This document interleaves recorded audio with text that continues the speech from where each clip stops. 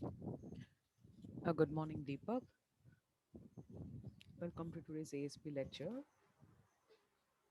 In the last ASP lecture in the advanced separation processes, we were talking about the second chapter, which deals with cascade systems and hybrid systems.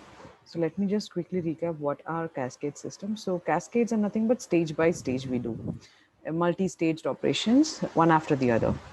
So it is nothing. Cascades are aggregates of stages.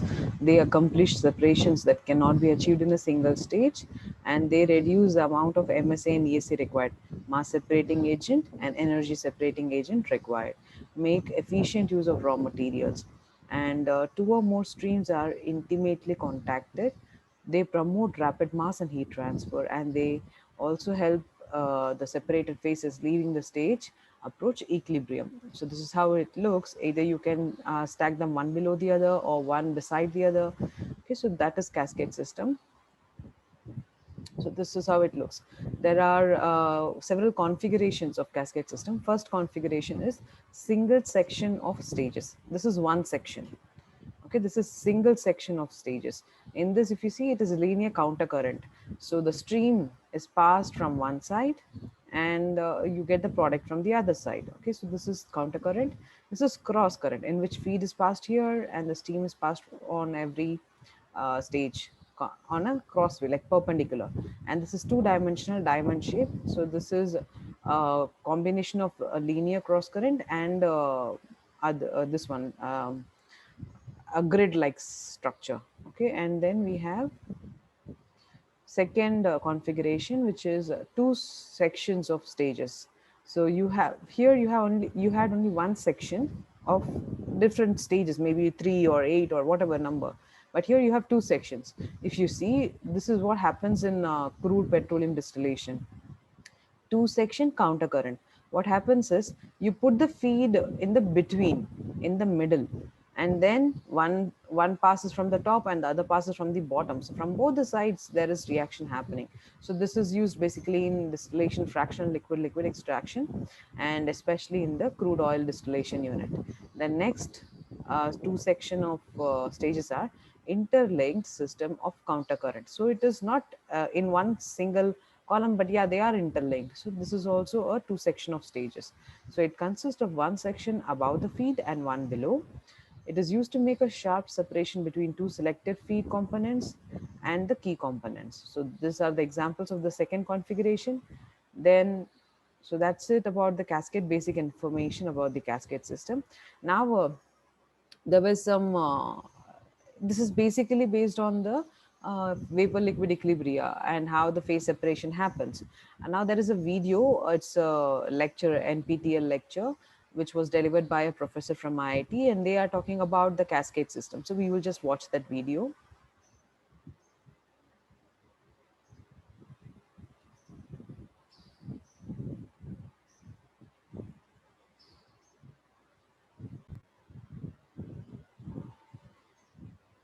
Previous lecture we started with the new unit operation, extraction. All right, and what we did there, we wanted. So when we talk about extraction, we have some terms like raffinate, extract, retentate, and all that. So here also this extraction process is basically involving cascade systems. So this is an elaborate lecture where they are going to discuss even about the cascade system. We will watch half of it now and we will watch half of it in the next lecture. You to be familiar with the equilateral triangular or equilateral graph here for the triangular system. Okay, so because we said that we have three components, say A, B, C, and it's possible that all three components, they are miscible or partially miscible with each other. That means we can have a mixture which contains say A plus B, another mixture contains A plus C plus B, and the third component contains only B and C. All right. So in those cases, when we want to represent the mole fraction or weight fraction of one component in the mixture, then this kind of graph, equilateral graph, becomes quite handy here. All right. And we also said that you should buy this this kind of graph, or you can download from the internet and become familiar with this. Essentially, how these graphs are plotted depends upon on the property of this equilateral triangle. We said that if you choose any coordinate on any point in this equilateral triangle ABC and draw three perpendiculars, sum of all the perpendiculars are constant, means they're constant here. So which means you make use of this property. If you have 100%, say 100 moles, and all we are talking of distribution of A, B, and C in out of 100 moles.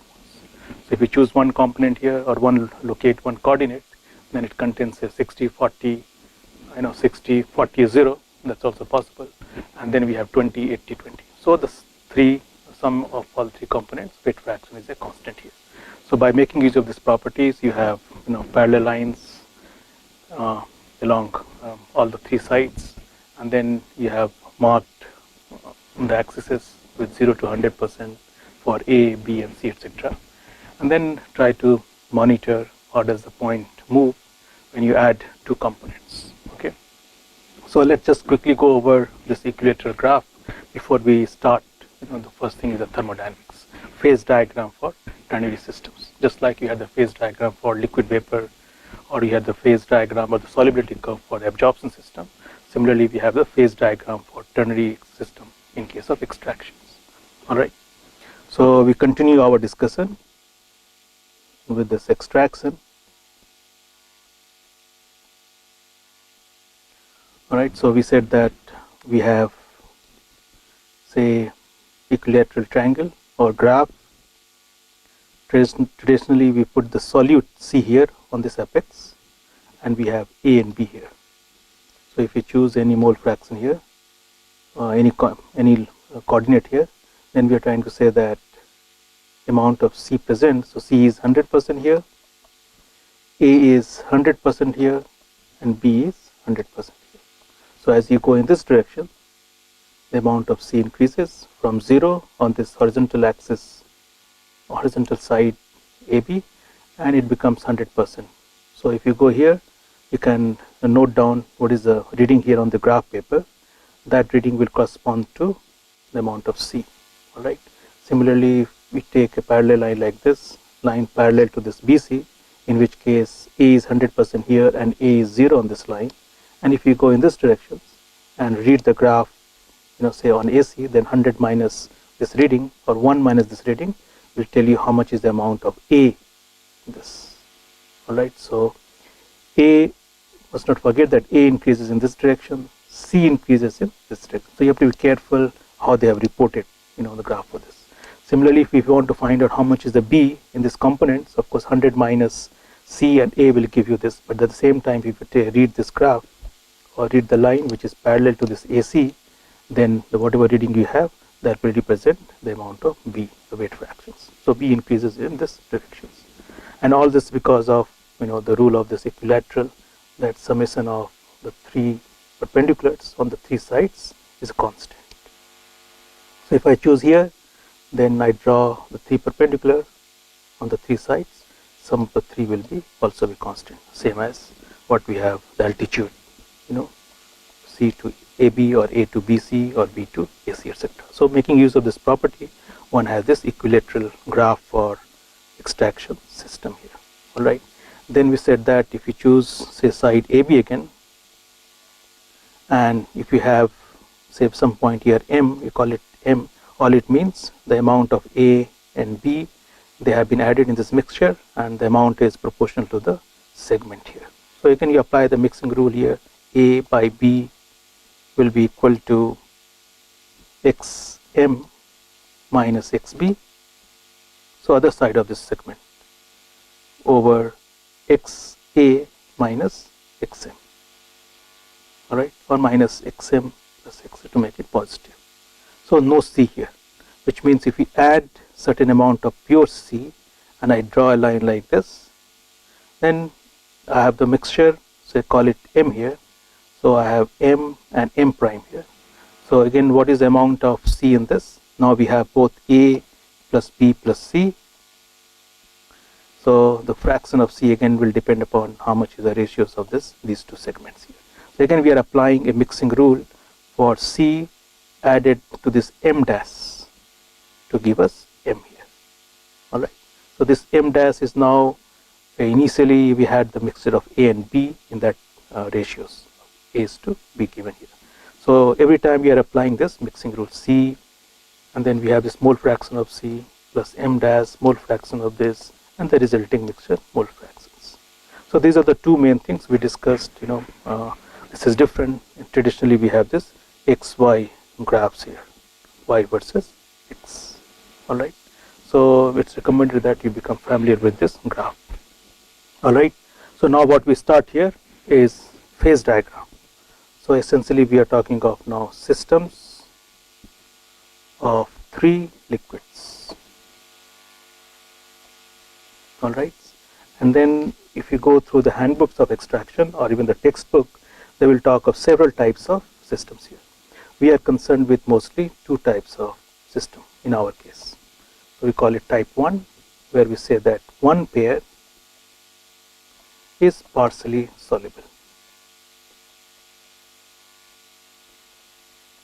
All right. Then we will discuss different type 2, a different system called type 2, in which we have 2 pairs partially soluble. All right. Of course, the first one is mostly common.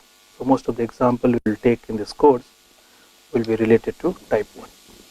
So again, let's try to understand and that we have 3 components or 3 liquids, A plus B plus C. Let's say we have water, we have chloroform, and we have this acetone. Okay.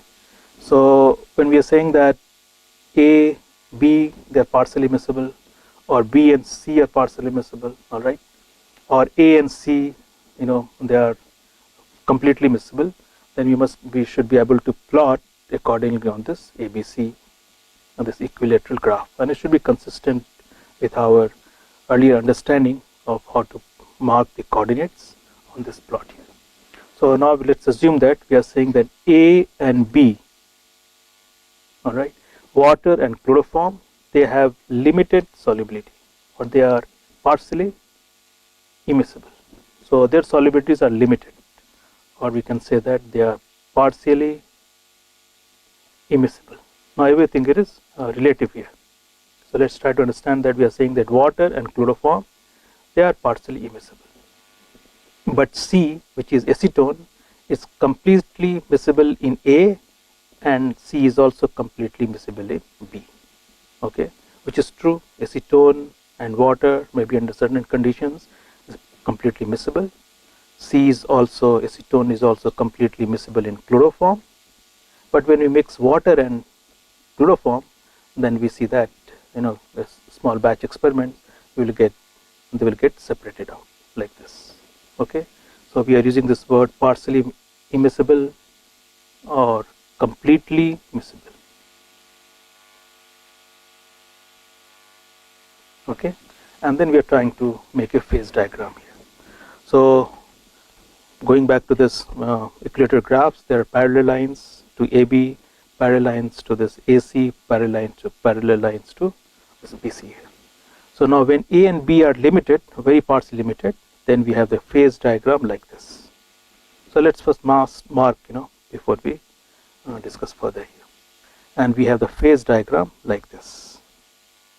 Okay. Now let's see, we say that A and C, they are completely miscible. So here if we choose any coordinates, you don't see any phase diagram. All it means, all mixtures of A and C, whether whatever proportion you use, large amount of C or large amount of B, if you add and mix, stir it, then you have say certain mixture composition XM, but you have a homogeneous solutions. All right. So you have a homogeneous solutions, or you have completely miscible. Similarly, if we add B and C and stir them properly, then we have a completely homogeneous solutions, or we have completely miscible system here.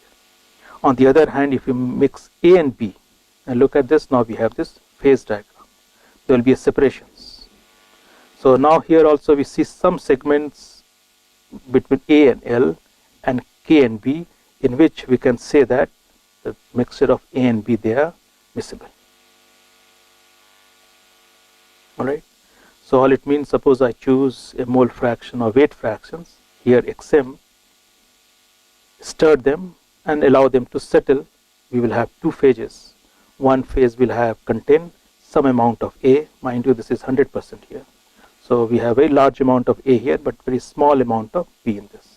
And we'll have the second phase in which we have very large amount of B, which is marked here K, and in which we have very small amount of A. So farther from this apex we have large amount of B, and farther from this we have large amount of A, and there is no C in this. So this is the meaning that A and B, they have limited solubilities.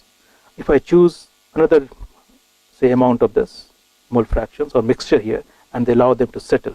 So when I say that when I've chosen xm1 and xm2, again you should go back and apply this mixing rule, that we are saying that the amount of A and amount of B, xm1 is different from amount of A and B in this xm2. But we are adding pure 100% A and we are adding pure 100% B here. Okay, so only the amount is ratio. So again the amount of A and B, you can apply this mixing rule. This would be equal to, let's say, xm1, so A by B minus whatever you have xb over xa minus xm1. Alright, so the ratios of these two segments here.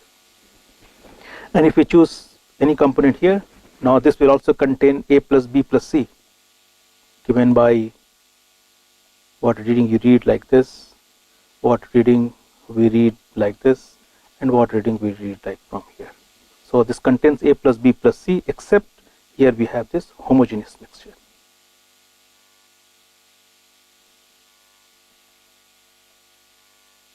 So this is a phase diagram we have got like this. For ternary system A, B and C, we have homogeneous solutions mixture in this range.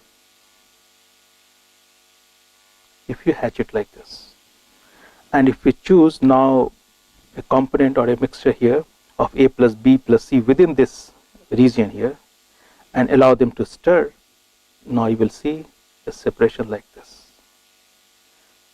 There will be two phases. One phase will contains this amount coordinates given by this, another phase will contain the weight fraction of C given by this coordinate. Okay, so here we are talking of this phase separations. Here similarly, if we choose, let's say, A plus B C mixture of given by this coordinate, so certain amount of A, certain amount of B, certain amount of C, stir them and allow them to settle. Alright, in that case there will be phase separations, and experimentally if we measure, there will be two phases. One phase will contain so much amount of A, B and C, another phase will contain so much amount of A and B and C.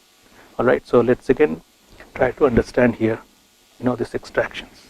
So if we recall, we started this before this extraction, we had a discussion on distillations. So we had liquid, vapor, and of course we had only binary components. So when we had this phase diagram, liquid and vapor, and there if you choose fixed temperature and then you draw this horizontal line and you have a mixture of liquid and vapor, allow them to come to equilibrium, then we have this there is separations. Vapor is rich in one component, liquid is rich in another component. But you have both A and plus B and A plus B in the liquid as well as this vapor phase. So that's a phase diagram. Beyond the upper limit, dew point, you have superheated vapor, one phase. Underneath this, you have another phase. In the regions of liquid and vapor, if you take any component, fixed temperatures, there will be separations. There will be A plus B in the vapor phase, A plus B in the liquid phase. So similar to that, we also have this solubility diagram for A plus B plus C. Now we have three components. All right. So now we have a phase diagram, which is it has marked certain regions. You have solute C, A, B, and then we said that if you choose any components of any mixture of A plus B plus C in certain regions above this phase diagram, stir them. So you're mixing, allow them to settle, there will still be one phase. However, if you choose a mixture which contains A plus B plus C within that region, stir them properly, leave them, allow them to settle, now you will see two phases. It's one phase lighter, underneath you will see another phase which is denser, larger density. Okay, and both phases will contain A plus B plus C, A plus B plus C. So if you recall earlier, we said that extract, and we have this now raffinate. Okay, so both that there's a phase separations in certain regions in which we have a distribution of A plus B plus C. It's one thing that in one case C will be larger, another case we have C is smaller. In one case A is larger, another case we have B is larger. Okay, but there is a phase separation. So when he is talking about phase separation, and this is happening inside a reactor, so the solvents are mixed either in a packed column or any site of fluidized column, and then the solvents are separated in different phases. When this has to be achieved, sometimes the extract that you want, or the raffinate that you want to remove, is not up to the mark. Like you are expecting at least 60% recovery, you are expecting at least 80 to 85% recovery. For that, in one single pass, or in one single stage, it doesn't happen. So for achieving this particular separation and extraction, you need to pass the solvents through different stages. So that is why we go for cascade system. So he is going to talk about cascade system as well, so we will just watch. So here we are talking of system type 1, where two components A and C, they are partially miscible. So there is no phase diagram, there is no line there. Right? Any mixture between A and C, in what proportion you mix it, no B, it's one phase. Choose C, mix with B, no matter what proportion you add them, you will get one phase. How much is the amount, right? That will be decided by how much amount you have added, or the mole weight fractions you have started with. So suppose you choose now A and B. In that case, we are saying that A and B are partially solubles, or they have limited solubilities, or they are partially miscible. They are not completely miscible. In that case, if you choose A and B, say somewhere in 40%, 50%, or 60%, stir them, allow them to settle. Now there will be two phases. One phase will contain A plus B. A plus B. Second phase will also contain A plus B. There is no C, because you are picking up the solutions on the horizontal axis of A and B. So C is 0 there. Now you have phase separation. A plus B here, A plus B here. Recall, liquid vapor, that type of argument we gave. Both A plus B, I choose here and here. In one phase, A will be larger, and another phase, B will be larger. Okay. So now let's replot here, and we'll give them the names like extract, raffinate. We will call them tie line. We'll have the operating line, etc. So let's revisit this aspect of type 1. So we have type 1 system. Let us redraw this equilateral triangle, which is the graphical representation of three component system. And we are saying that now we have this phase diagram, right? This phase diagram, it intersects the axis A and B, let's say at L, and say this K. And notice there is no intersection here. There is no intersections anywhere. All it means, anywhere if I choose, say, component coordinate H, this will contain A plus B plus C. We know how to read this. We'll take the reading here. We'll take the reading here. 100 minus this will give the other components. So from this, we have A plus B plus C. So I have this mixture of A plus B. I stirred them, and then I allow them to settle. I'll just see one phase, and this phase will contain A plus B plus C. So all miscible. I choose another component here. So it has certain percentage of A plus B plus C. Stir them, allow them to settle. Still there will be one phase. So this is one phase system here. It's all one phase. Because A and C, they're completely miscible here. B and C, they're completely miscible. Now let's look at the horizontal line here of this coordinate, triangle ABC. Now here, if I choose a component of A and plus B, a mixture of A and B, in that ratio, certain ratios giving this mixture density, mixture mole fraction or weight fraction as XM. Now I take this AB, I stir them, allow them to settle. Now there will be two phases. Both phases will contain A plus B. This phase will also contain A plus B. But in one case A will be larger, another case B will be larger. So recall our analogy between liquid and vapor. With the top product, say vapor, bottom product we had the liquid, both contains A plus B. But in one case A is larger, another case B is larger, bottom product. So here we have the same story. If we take this, allow them to settle, now I have L and K represented by this. This guy closer to this apex, so it's rich in A. This coordinate closer to B, it's rich in E. So we have 100% A, this apex 100% B here, and allow them to settle. Now we have this rich in. So this is nothing but a tie line. All right, this tie line is very close or very similar to this liquid vapor tie line. You fix the temperature, then the mole fractions of vapor and the mole fractions of liquid, they are fixed.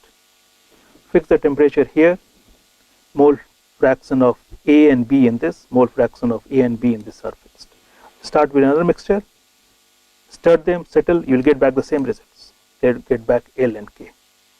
Start any mixture here, allow them to settle, equilibrium, you have the fixed mole fraction. Start with here, allow them to settle at this temperature, equilibrium, you get the fixed result. So we have this tie line relationship.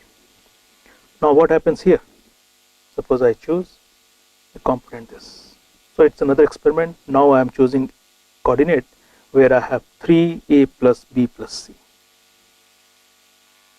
So I have chosen 3 components, A plus B plus C, water, chloroform and acetone, mix them, allow them to settle.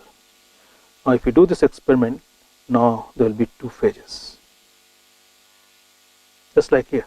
So here also we have 2 phases, except one phase, both the phases will contain now A plus B plus C. Here C was 0, but now you have C here. So that means if there is a phase separations, equilibrium, there is a tie line. So now we have tie line like this, and we give them the name here. One phase which is rich in A, we are calling it raffinate. So this is raffinate. This any point here will be called as raffinate phase. Okay, because this contains large amount of A and small amount of C here. Similarly, this side, this line, any point here, we'll call them as extract,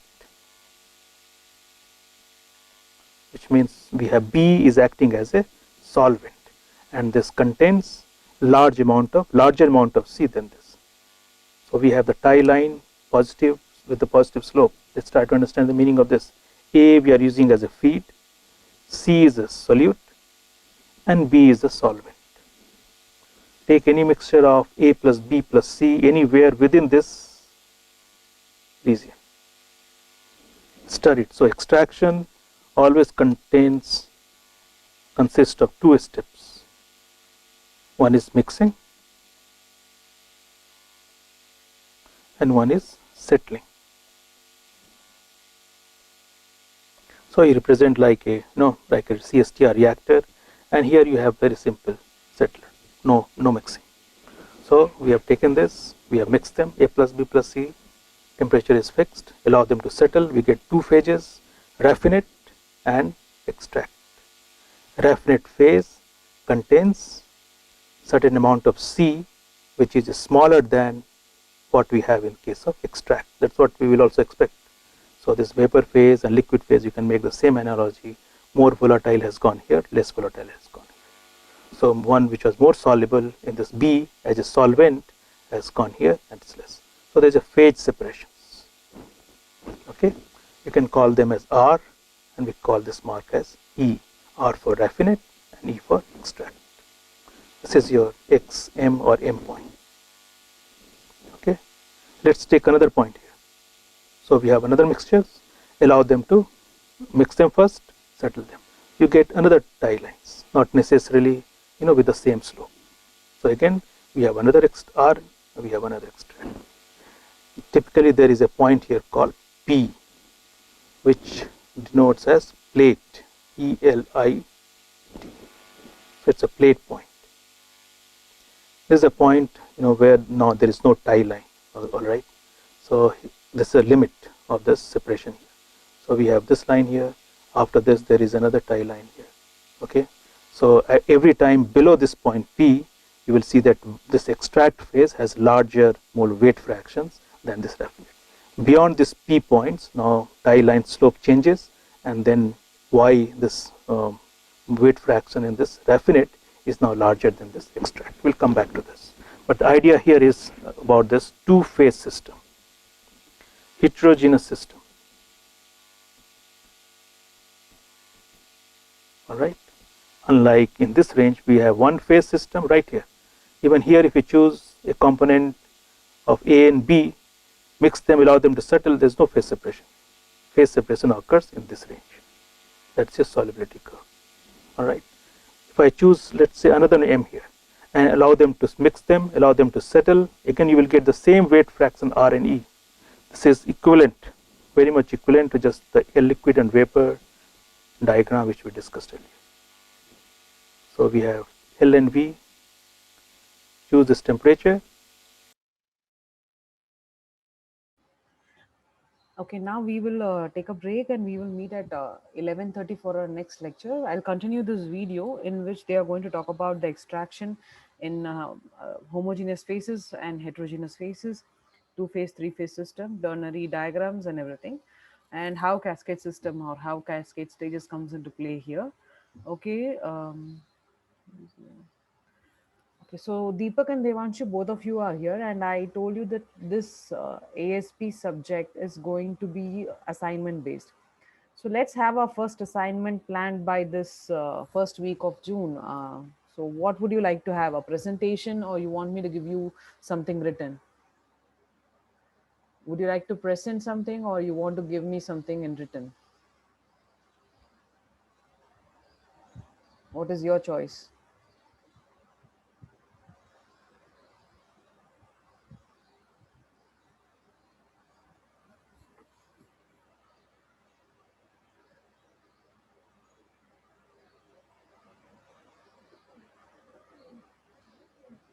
Yes, are you thinking? Are you listening?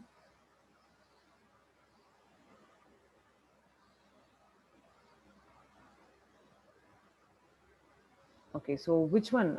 Anything is fine for both of you?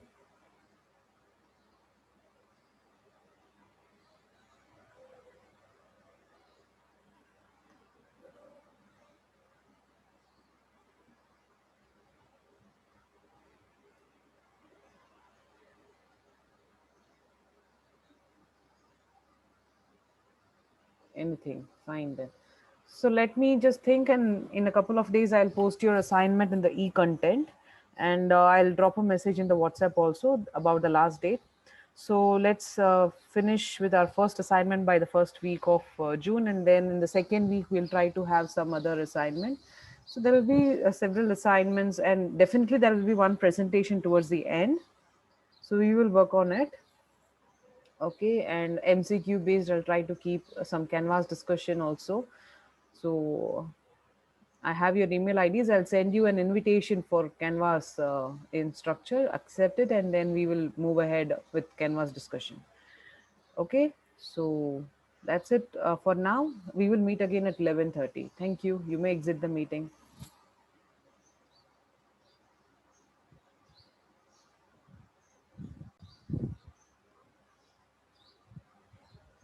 Okay, Deepak.